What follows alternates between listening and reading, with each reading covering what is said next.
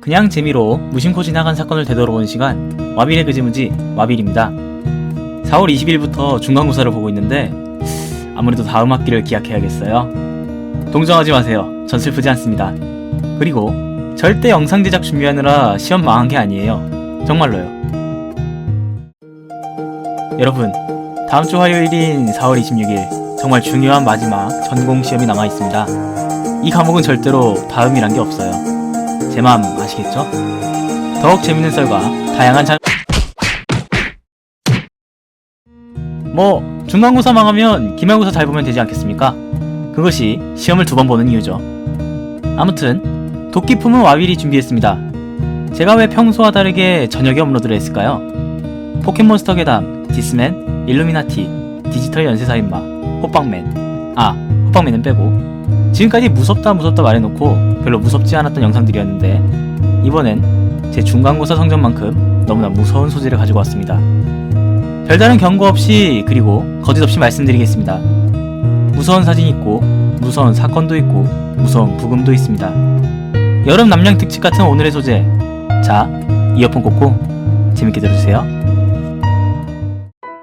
어떤 때는 다가가서 같이 장난치며 놀고 싶지만 다른 때는 그 누구보다 멀어지고 싶은 그 사람, 피에로입니다. 일단 피에로 혹은 광대라고 불리는 이들의 원형은 16세기 이탈리아의 즉흥이곡인 콤메디아 델라르테에 등장한 어릿광대 페드로니노인데 이들은 과장된 표정, 몸짓 연기와 말을 통해 시대의 비판도 하고 비극적인 입장에 서면서 인기를 모았습니다. 국내에서는 흔히들 피에로를 광대의 외국어 표현증으로 생각하시는 분들이 많은데요.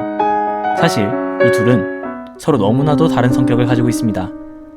우리가 흔히 생각하는 광대는 서커스, 놀이공원 같은 곳에서 보여지는 모습으로 장난기 많고 진한 화장에 웃음기 가득한 얼굴을 가지고 있습니다.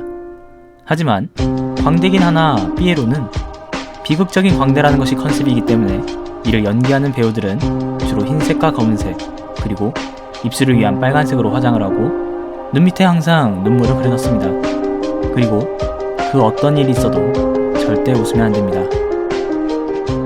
그런데 왜 피에로는 눈에 눈물을 그려넣을까요? 슬픈 표정을 위해서라는 이야기도 있지만 저는 프랑스 민담을 소개시켜드리겠습니다.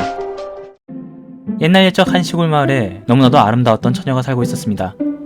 온 나라 왕자들이 와서 그녀에게 청혼을 했지만 그녀는 매번 거절을 했습니다. 그녀에게는 피에로라는 사랑하는 사람이 있었기 때문이죠. 그러던 어느 날 피에로는 매일같이 당신의 곁에서 즐거움을 줄 수 있는 피에로가 되고 싶소 라며 청혼을 했고 그녀는 승낙을 했습니다. 누구보다도 행복하게 살 것 같았던 그들의 행복은 오래가지 못했습니다. 아름다운 그녀는 어느 날 물레바늘에 손을 찔리게 되었고 너무나 아픈 나머지 눈물을 흘렸습니다. 그런데 그녀의 눈물은 바닥에 떨어지자 보석이 되어 있었습니다. 이런 믿기지도 않은 상황의 피에로는 그때부터 아내를 때려서 눈물을 흘리게 했고 보석으로 흥청망청 도박과 유혹에 빠졌습니다. 그리고 보석이 다 떨어지면 집으로 돌아와 또 아내를 때렸지요. 그렇게 시간이 흐르고 매번 그랬던 피에로는 보석을 얻기 위해 다시 집으로 왔습니다. 그런데 이번에는 달랐습니다. 아내가 먼저 보석을 준비해놨던 것이죠. 물론 지금까지 본 적 없는 아름다운 보석으로요. 피에로는 그런 것도 만들 줄 알아? 히히 이게 얼마야? 라며 그 길로 다시 집을 나갔습니다. 그 보석이 무엇을 의미하는 것인지도 모르고 말이죠. 피에로가 다시 집으로 돌아왔을 때 아내는 이미 목숨을 끊은 상태였습니다. 그 누구보다 열정적으로 사랑했던 그때보다 더 진한 무언가를 흘린 채 말이죠. 그 보석이 그녀의 마지막 선물이었다는 것을 깨달은 피에로였지만 자신의 잘못을 알아차리기엔 너무나 늦었습니다. 그녀는 떠나왔고 그때부터 피에로는 자신의 얼굴에 분장을 할 때 자신의 욕심으로 죽은 그녀를 위해 눈물을 그려놨다고 합니다. 실제로 영화에서도 광대와 피에로를 자주 혼용하고 있고 동양권에서는 그렇게 큰 중요성을 두지 않기 때문에 크게 신경 쓰실 필요는 없습니다. 그러니 이해하시기 쉽게 하기 위해 저도 단어를 혼용해서 사용하도록 하겠습니다. 오늘날의 연예인의 조상격 직업이라고 할 수 있는 광대는 너무나 큰 눈, 과장된 입, 주먹만한 코, 특이한 얼굴을 이용해 끼려는 의도였겠지만 누군가는 너무나도 충격적인 모습에 소름을 느끼기도 합니다. 실제로 소름이라는 감정에 대한 연구는 불확실함과 모호함의 개념을 포함하고 있는데 이 두 개념의 대표적인 예가 바로 광대의 얼굴입니다. 여기에 참 재밌는 심리학 이론이 있습니다. 일본의 모리 마사히로의 불쾌한 골짜기로 잘 알려진 이론인데요.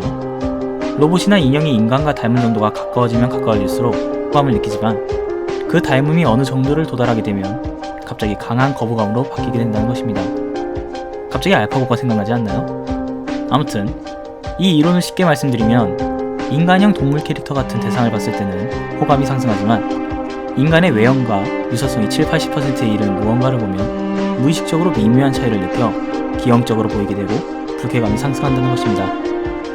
그리고 마침 이 영역이 삐에로의 모습과 유사하다는 것이죠. 점점 더 문명화되는 만큼 기존에 존재하지 않았던 새롭고 특이한 공포증들도 등장하고 있습니다. 반복적인 동그라미에 극한 거부감을 느끼는 환공포증, 거울을 영적 매개체로 생각하여 거울을 볼 때마다 누군가 자신을 쳐다보고 있다는 공포를 느끼는 거울공포증, 신비롭고 광활함에 공포를 느끼는 우주공포증, 심해공포증 등처럼 말이죠. 실제로 할리우드 유명 배우인 다니엘 레드클리프와 조니 뎁은 광대공포증을 겪었다고 하는데, 광대공포증이란 흙과 배, 그리고 붉은색 혹은 알록달록한 삐에로의 모습에 두려움을 느껴 가슴이 답답해지고 숨이 가빠지거나 어지러움 등의 증상을 느끼게 되는 증세를 말합니다.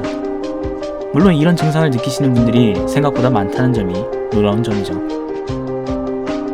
흔히 문학적으로 얼굴로는 웃지만 마음으로 우는 사람이라고 표현되는 삐에로는 겉과 속이 다른 사람으로 상징되어 자유분방한 악역의 이미지로 표현되곤 합니다. 배트맨의 조커, 리그 오브 레전드의 샤코, 헌터 엑스 헌터의 히소카 등처럼 말이죠.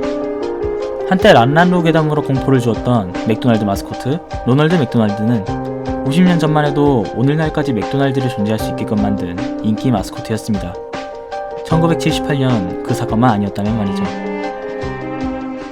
1978년 12월 미국, 경찰에게 한 통의 전화가 오게 됩니다. 그리고 수화기 너머로 들린 내용은 귀를 의심할 수밖에 없었습니다.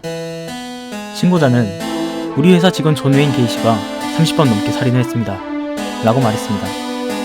경찰은 일단 마약 소지 혐의로 게이시를 체포한 후 그의 가택을 수색했습니다. 그리고 이 과정에서 경찰은 끔찍한 현장을 발견하게 됩니다.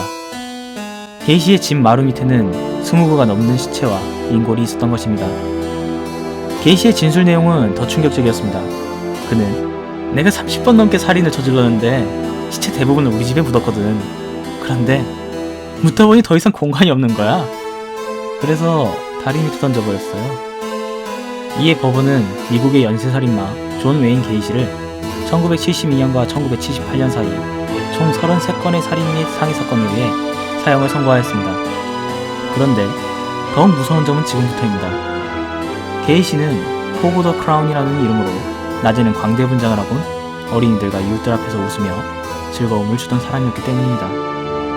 낮에는 즐거움을 주고 밤에는 분장을 지우고서 희생자를 찾아다녔던 두 얼굴의 살인마였던 것입니다.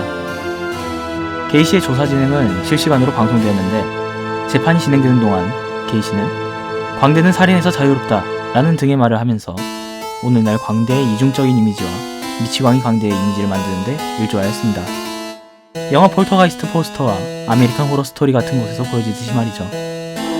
이렇게 오랜 시간 동안 실제 사건과 매스컴 그리고 소설 등으로 다뤄진 광대 이미지, 다시 말해 유쾌하고 장난기 많은 어린이 이미지와 그 무슨 짓을 하더라도 항상 웃는 표정을 짓는 모습에서 느껴지는 괴기스러움은 대중들에게 공포 그 자체로 다가왔습니다. 이는 더 나아가 척키, 프레디의 피자 가게, 에밀리 원츠 투 플레이처럼 어렸을 때 가지고 놀던 친근한 물건들을 공포스럽게 표현하게 된 시발점이 되었기도 하죠. 와비레 그지무지 광대와 삐에로 편 어떻게 보셨나요? 개인적으로 너무 늦게 업로드해드린 점 너무 죄송해요.